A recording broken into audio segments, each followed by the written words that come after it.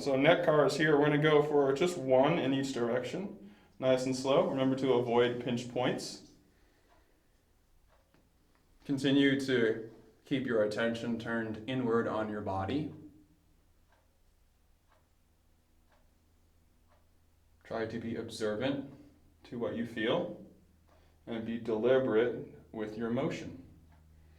Once you finish one rep, go ahead and change directions. Now I see some bodies tipping left and right. Remember, the neck car is a motion of the neck only.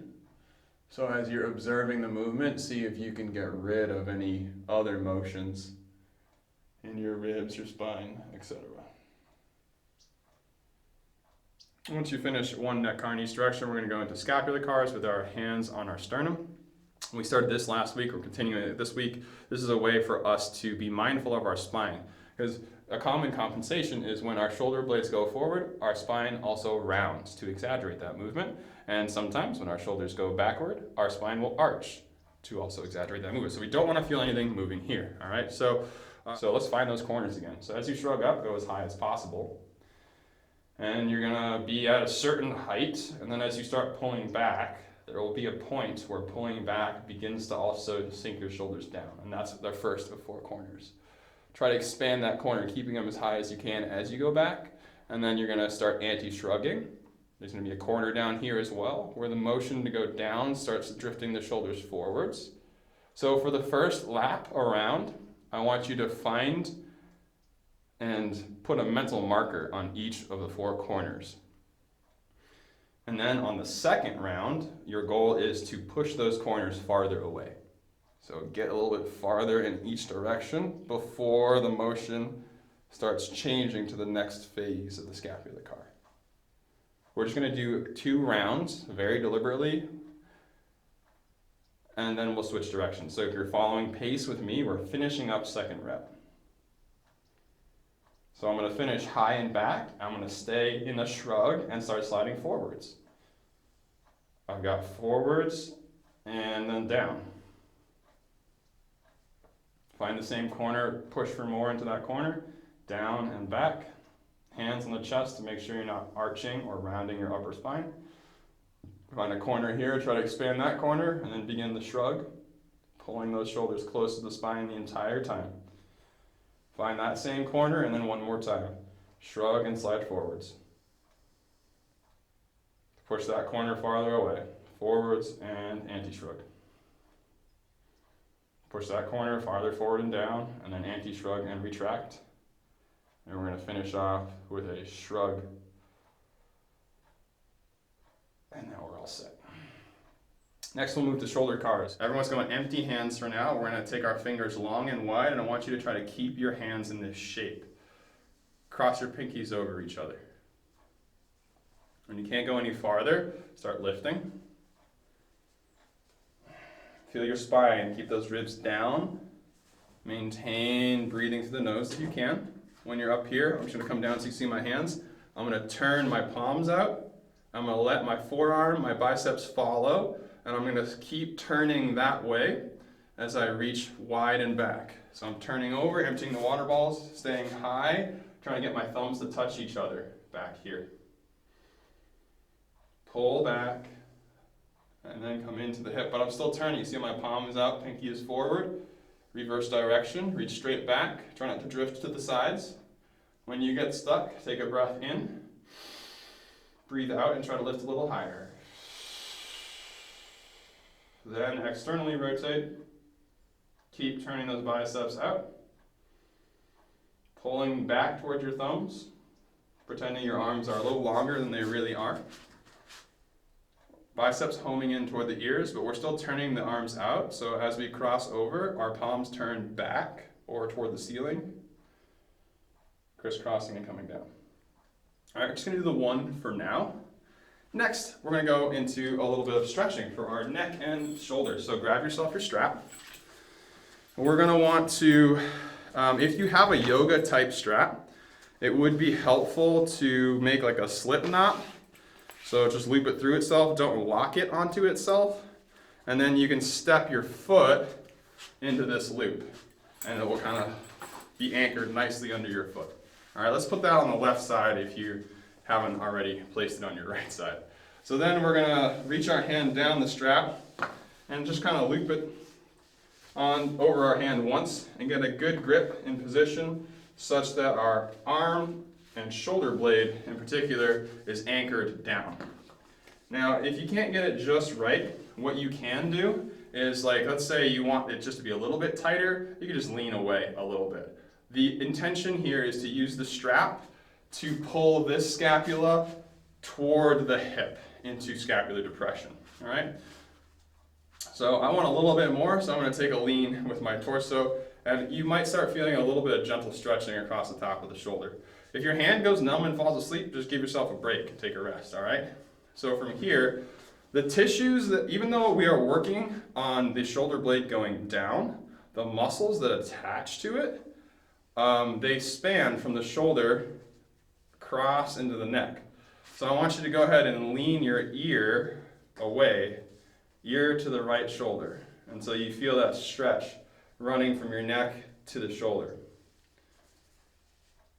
And then once you're in that stretch, let's take a moment to scan and find the best stretch for you. So you're going to take your chin and try to rotate it toward the shoulder, just like on a neck car. And then slowly rotate the chin to point forward again. Maybe you do that 2 or 3 or 1 or 2 more times. And just stop your head in a position where you feel the best stretch that spreads across the most distance between neck and shoulder. From here, we're going to take our right hand and create a block for the skull. I am not asking you to pull your head over. I'm just asking you to create a block, so gently rest it on the head. We're going to start with our neck. Take a breath in, and with 10% effort, I want you to push your head into your blocking hand. Feel that contraction kind of spread down into the shoulder. Let's level this neck contraction up to somewhere around 30%, and we're going to leave it at 30 for the rest of the rep. Now start at your left shoulder. Try to shrug it upwards, 10%, and this is the main effort here. So we're going to go to 20, 30, 40, 50, 60.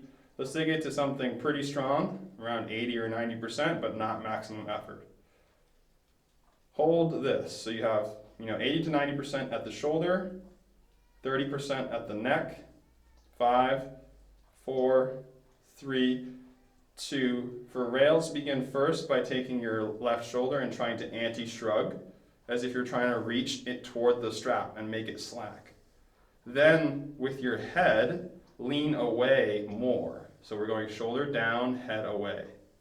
If your strap is slack, that's good. 5, 4, 3, 2, stay in position, slowly ramp down.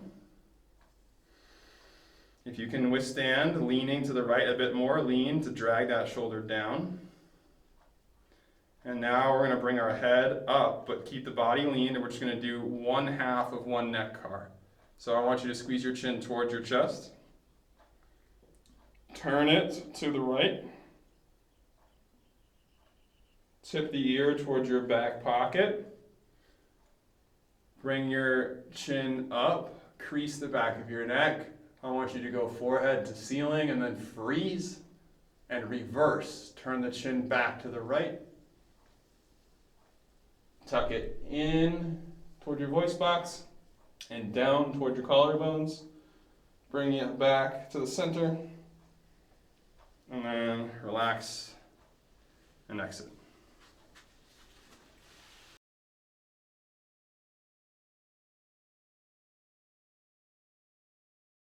So, wrapped up on the opposite side. Shoulder blade on the right shoulder has been pulled down into depression.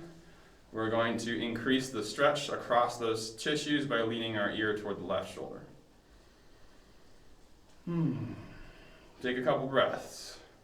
Imagine filling your body with air from here all the way up into the stretch. Use the inhale to stretch more. If you're experiencing pinching on this side, try to shift your head forward or backward to get away from that pinch. Take another breath or 2. Keep settling into the stretch.